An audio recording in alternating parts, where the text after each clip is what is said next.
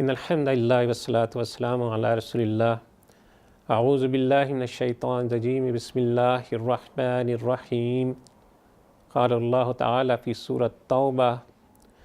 التائبون العابدون الحامدون السائحون الراکعون الساجدون الراکعون الساجدون الآمرون بالمعروف والناہون عن المنکر والحافظون لحدود اللہ، کہ اللہ کی طرف بار بار پلٹنے والے، اس کی بندگی بجا لانے والے، اس کی تعریف کے گن گانے والے، اس کی خاطر زمین میں گردش کرنے والے، اس کے آگے رکوع اور سجدے کرنے والے، نیکی کا حکم کرنے والے اور بدی سے روکنے والے، اور اللہ کی حدود کی حفاظت کرنے والے۔ ناظرین کرام، قرآن مجید مومنوں کی یہ اس اساسی صفات بیان کر رہا ہے کہ ان سے جب کبھی کسی معاملے میں کوئی غلطی ہو جائے تو وہ فوراً اپنے رب کی طرف پلٹتے ہیں، اس کی عبادت میں سستی نہیں کرتے، کسی کاہلی کا شکار نہیں ہوتے، اس کی حمد و ثنا بیان کرتے ہیں،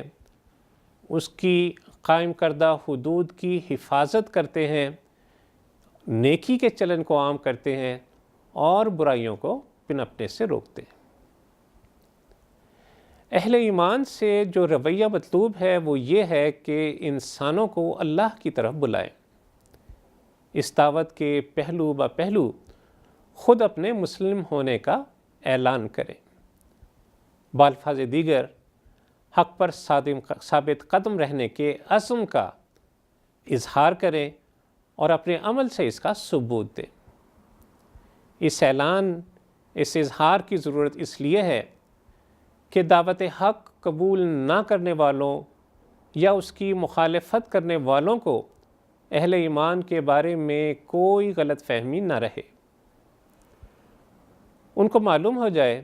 کہ ان کے انکار حق یا مخالفت سے مسلمان مرعوب نہیں ہوں گے یا دل شکستگی محسوس نہیں کریں گے، بلکہ حق پر قائم رہیں گے۔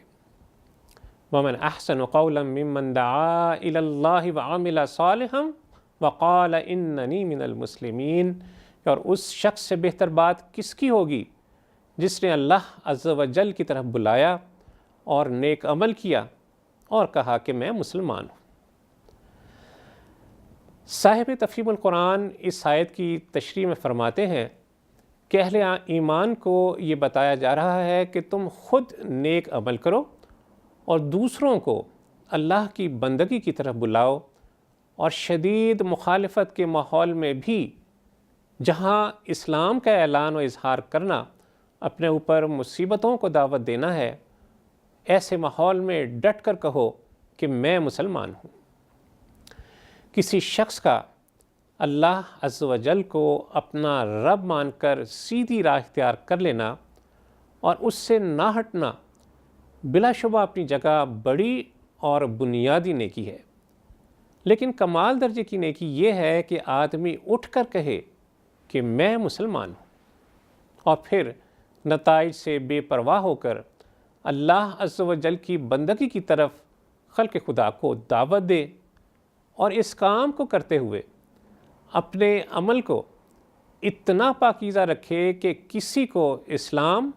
اور اس کے علمبرداروں پر حرف رکھنے کی گنجائش نہ ملے۔ اللہ عز و جل ہمیں اپنے رب کی حقیقی بندگی کرنے کی توفیق عطا فرمائے اور اس کی مخلوق کو غیر اللہ کی بندگی سے نکال کر حقیقی رب کی بندگی کی طرف لانے کی توفیق عطا فرمائے۔ وصلی اللہ تعالی علی خیر خلقہ محمد وعلی آلہ وصحبہ وسلم۔ اللہم صلی علی سیدنا محمد وعلی آلہ وصحبہ وسلم اللہم صلی علی سیدنا محمد وعلی آلہ وصحبہ وسلم